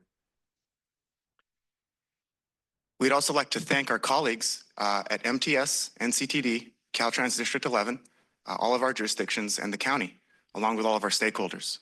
The state of the commute is a regional product, and it truly takes a regional effort. And a lot of the performance metrics that we're going to see in the dashboard have been developed in collaboration with those agencies, specifically MTS and Caltrans. And the history of a lot of these metrics goes back quite a ways. So there are some longitudinal aspects, that we can take a look at. And there are some trade-offs there. While we do have additional data today that can provide us more insight, that data might not go back further enough to identify trends that might go before the pandemic or even far before that. So past Transnet audits and other audits conducted at SANDAG have shown that 28 out of 40 recommendations are related to performance monitoring. So while the state of the commute does not cover all 28 of those recommendations, we do try to modify and edit the state of the commute year to year to highlight some of those needs and maybe requirements from audits that we would want to report on. So here's some recent progress that we've made on the state of the commute since 2020. And some highlights here that have come up in the previous agenda item is we've incorporated a safety dashboard into the state of the commute that covers SWITR's and TIMS data. So it might not be comprehensive to all sources of collision data, but we're working on that, and it's a product that is constantly under development. One big highlight of the last 2 or 3 years is the incorporation of big data or commercial data. As we all know, we live in a very digital world nowadays, and that provides us with a lot more information. But again, there are trade-offs there. With some of the data, like transit boardings or highway performance data that we get from the California Department of Transportation, that is more public data that we can kind of take ownership, manipulate, process, and present and share with the public. With commercial data that is maybe purchased, there might be limitations to what exactly can be shared, disseminated, or maybe retained once that agreement expires. And so, again, this is an emerging field of technology that we're really trying to gauge the best level of implementation, not only for the state of the commute, but across other programs that we cooperate with across departments here at SANDAG. And one final thing that's going to be coming up this fall is the launch of our new transit ridership dashboard. And that is a very collaborative approach that we've taken with our colleagues at NCTD, MTS, and SANDAG. And it will allow the public and stakeholders to interact a little bit more with transit ridership data. And I think the next step beyond that is going to be getting into some more static reports that maybe individuals might be more familiar with peer transit agencies that you might see online. We're investigating that as well, and we're excited to maybe report other progress as we move forward.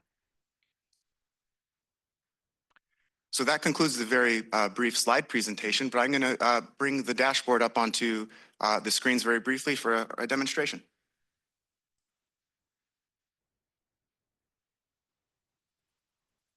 Oh, Kendall. Oh, wonderful. Thank you, Kendall. So Kendall's kind of scrolling down here for the key findings for 2024. And I know that August is a break month for here at SANDAG. So if you're taking a vacation or maybe hosting friends or family here in San Diego that are taking vacation here, you can tell them that judging by 2 very broad course metrics, freeway vehicle miles traveled on an average weekday and average weekday boardings on our transit systems, that we're about 96% of the way back towards kind of conditions that we were seeing before the pandemic.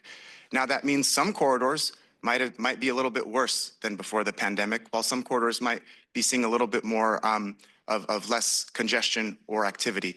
And the same goes for transit.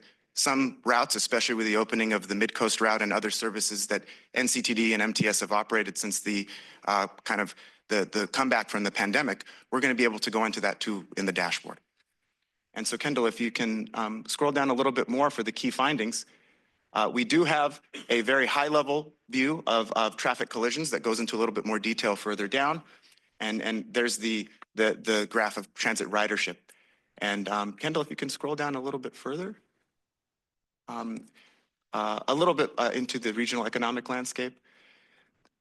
One important note about the gross regional product data that's presented here, and one of the big strengths of the dashboard, is that you'll notice that that data is only updated through 2023. We're still waiting on the 2024 data, and we can incorporate that data once it's ready, been processed and quality controlled, and we can incorporate that as opposed to maybe having to reprint a document or re-release a document. Kendall, we can progress down to highway travel. The highway travel dashboard is broken up into 3 general sections: corridor travel times, known locations of congestion, along with just general vehicle miles traveled. Now, one aspect that did come up in our previous presentations to the Independent Taxpayer Oversight Committee and the Mobility Working Group was that the corridor travel times seem a little bit fast or rapid or unreasonably quick. And so we did a little bit more investigation using commercial data. And the nuance with a lot of these corridor travel times is it's averaged out over a 4-hour peak period. So imagine kind of a histogram of travel time throughout the peak period and kind of calculating an average of that. But we were able to use some big data to take a look specifically at State Route 52 because an individual from the city of Santee brought that to our attention. We were able to take a look at it in the last couple of weeks. And we found that the reported travel time actually kind of at that most acute time of the peak period can be up to double of what we're kind of reporting as the average. So this is one aspect that we're looking at in terms of refining the state of the commute looking forward, in terms of looking at maybe a more 95th percentile slow travel time, or maybe even incorporating door-to-door travel times. Door-to-door travel times are a little bit more difficult to make an average because, again, it's a specific point, and there are specific points in the region to where maybe even accessing the freeway might take you as much time as your actual time on the freeway. But these are things that we're looking forward to possibly incorporating moving forward. And Kendall, we can kind of go down to the next section very briefly. The known areas of congestion have been widely reported by maybe big data providers such as INRIX, or you might have even seen it in the Union Tribune newspaper over the years. I know I have. One aspect that we're looking at moving forward is maybe taking a look at old state of the commute reports and maybe kind of doing a class of 2014 and where are they now, and seeing how those known locations of congestion are moving throughout the region. One aspect of quality control that we see here is when we initially processed this data, a lot of, we had 3 points on Interstate 15, just north of State Route 78 that kind of popped up for 2024. Those 3 locations were actually excluded because we noticed it was part of the Caltrans District 11 pavement resurfacing project that happened throughout 2024. And if you all have traveled that corridor in 2024, when there was 1 lane dropped, it definitely was kind of presenting itself as an area of known congestion. So you might see 1 there, but there were a few more further north that we decided to exclude this year. Kendall, you can go ahead and move down to traffic safety.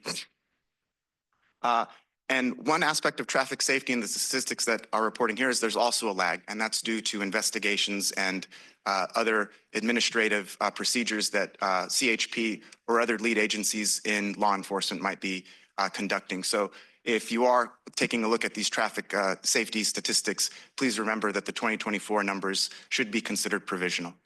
And Kendall, you can move down now into transit. And so transit, our colleagues at MTS and NCTD reported on some trends in their previous agenda item this morning, and we can see very broadly the same trends. And if we move down, there was a specific comment in the previous agenda item about passengers per revenue mile, about kind of seat utilization and other things like that. And we do have some very coarse statistics, kind of system-wide and county-wide.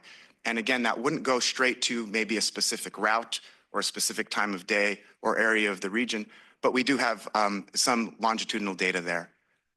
And kind of going down to top transit routes by ridership, we do see kind of, again, the far and away workhorse of the system, the Blue Line Trolley, along with some others. And it's nice to see kind of how that top 10 evolves over the course of the year. And as we move down, we also had some comments about some of the newer services that MTS pointed out. So for the regional rail ridership, we do actually have some provisional data on the new copper line that MTS is operating. So again, another strength of the dashboard, we can incorporate those. And right below that, there's some rapid bus ridership. And we do kind of have some of the new services that have been provided by MTS, specifically the Rapid 227. I know MTS did bring up the Route 910 during their presentation. We didn't have enough data quite ready because I believe Route 10 started sometime this year, so it wouldn't be incorporated in the 2024 data. And I think finally going down past this, some specialized transportation. I know this is an item that this committee has seen before. This is a very high level look at specialized transportation statistics. We've had colleagues, I believe Ali Vasquez has presented this previously. And so this data should not be construed as any sort of additional data piece. It's more of an aggregated data piece that doesn't highlight any specific service provider, or other aspect of that very broad program that SANDAG administers. And as we move down into the final, or the final 2, I think the bike section is separated into 2 main sections. The first one being kind of the presence of infrastructure. And the most exciting part of this is our colleagues in the Geographic Information Systems team, or GIS, have used machine learning to photogrammetrically analyze aerial photographs to identify active transportation facilities. And then they're able to go to those individual jurisdictions and verify that those facilities are there. So the statistics presented in terms of actual infrastructure in place is one of these emerging aspects that we're using emerging technology to help us with. Here's kind of more of a biking trend aspect in terms of individual facilities and overall biking trends. And as you can see, biking hasn't really returned to the boom during COVID, but certain facilities have exceeded usage that we saw during kind of that biking boom during COVID when individuals were looking to maybe get out a little more if they couldn't maybe go to their normal gym or engage in their normal activities that they like to do. And finally, this is another aspect of big data. We're able to supply some ADT, or annual average daily traffic, on arterial roads in the region reported as a range. And again, that's one of the limitations of our purchases of data, is we can't really pinpoint an exact figure. However, we are going to be working through the mobility working group to go to each jurisdiction to maybe get more of that empirical data that we know the jurisdictions are collecting.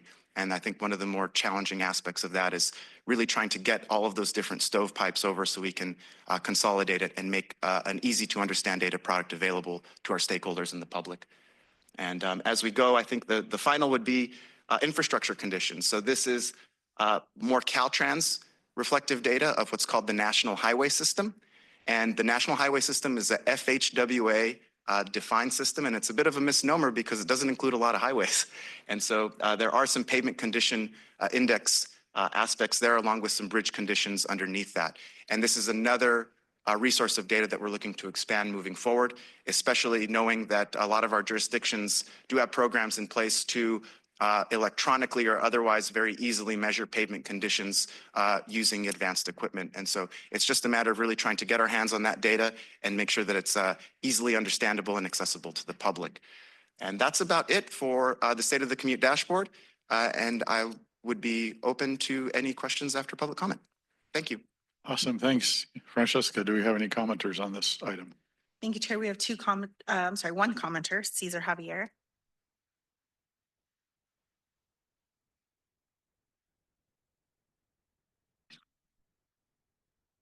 Thank you, Sandag, Cesar, and Purita. We could only speak of conceptual value analysis for the 2 minutes time. Councilor Rivera, Supervisor Mom Steve, we learn from this think tank. Please let us learn from this think tank and be guided of the historic errors. Madam, from unincorporated, let's say rural, the same concept, the same process of planning. You're right. There must be a different menu from that starting point to the congested urban setting. My point here is, when there is congestion, what is the first reaction? We miss something. We do not have reserve.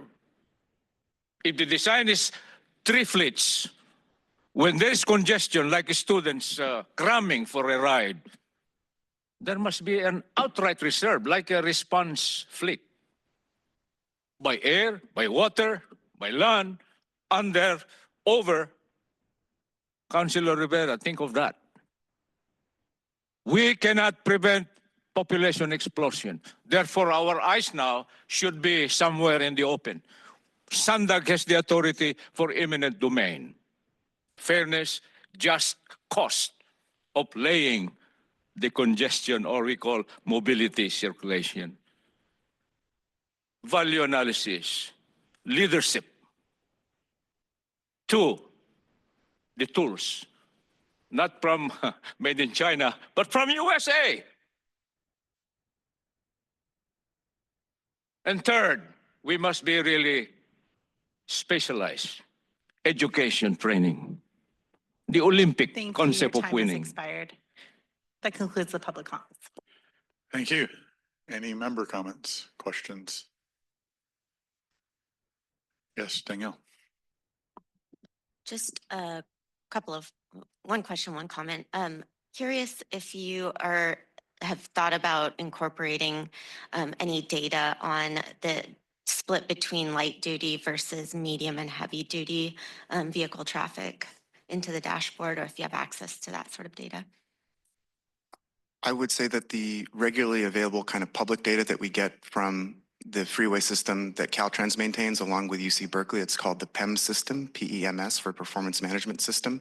There are some very limited sections that are called weigh in motion sensors, and I do not believe they can differentiate between light duty and heavy duty travel. However, we do have statistics from other publicly available sources, such as the emissions software that's used by our transportation modeling team to calculate emissions. Those emissions are kind of broken out by vehicle class, and the Air Resources Board kind of does disaggregate that data for that. We also have some resources in big data that we could use to do that.